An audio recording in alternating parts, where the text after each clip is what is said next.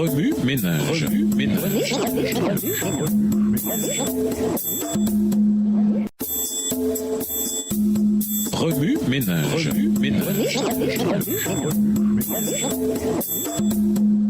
Bienvenue à votre émission Remue ménage. Nous voilà à la leçon de jeudi, liberté et loi. Lisons Matthieu 19, verset 19. Matthieu 19, verset 19. Honore ton père et ta mère, et tu aimeras ton prochain comme toi-même. Dans mon étude personnelle des 10 commandements, j'ai remarqué une double application, horizontale et verticale. Les 4 premiers commandements, Exode 20, versets 1 à 11, concernent notre relation avec Dieu et les 6 derniers, notre relation avec nos semblables. Je me suis aperçu que ma liberté chrétienne dépend de la façon dont j'applique les commandements, aussi bien verticalement qu'horizontalement. Dans sa réponse au jeune homme riche, Matthieu 19, versets 16 à 22, Jésus indiqua exactement ce dont celui-ci avait besoin pour obtenir la vie éternelle. Dans de nombreux cas, les jeunes adultes jouissent de l'énergie, du dynamisme, du savoir, de bon emploi et, dans certains cas, de beaucoup d'argent. Bien que disposant sans doute de toutes ces choses, le jeune homme riche s'inquiétait de sa préparation pour la vie éternelle. Si sa liberté en Christ pouvait se manifester par les richesses, la connaissance ou la jeunesse, il n'aurait eu aucune raison de demander conseil à Jésus.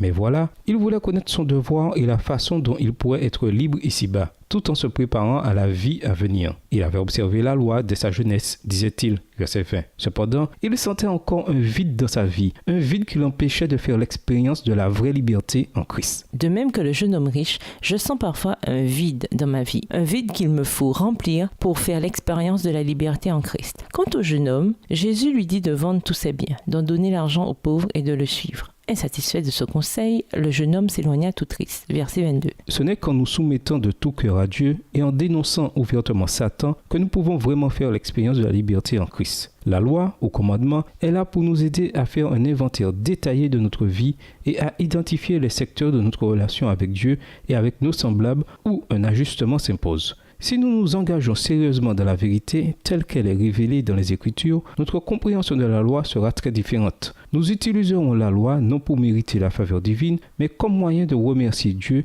et de satisfaire aux exigences scripturaires. Il est possible de faire l'expérience de la liberté en Christ en demeurant obéissant à la loi de Dieu. Si nous agissons ainsi, les trésors célestes éclipseront les richesses mondaines et les richesses matérielles. En outre, nous devons permettre au Christ de régner sur notre vie. Cela veut dire que nous obéissons dûment à ses ordonnances, que nous nous conformons strictement à son modèle, que nous nous mettons joyeusement à sa disposition et que, par une obéissance honnête et unanime, nous observons ses statuts et gardons ses lois. Oui, ménage, en quoi la loi de Dieu est-elle liée à la liberté totale en Christ? Au revoir. Et à demain si Dieu veut.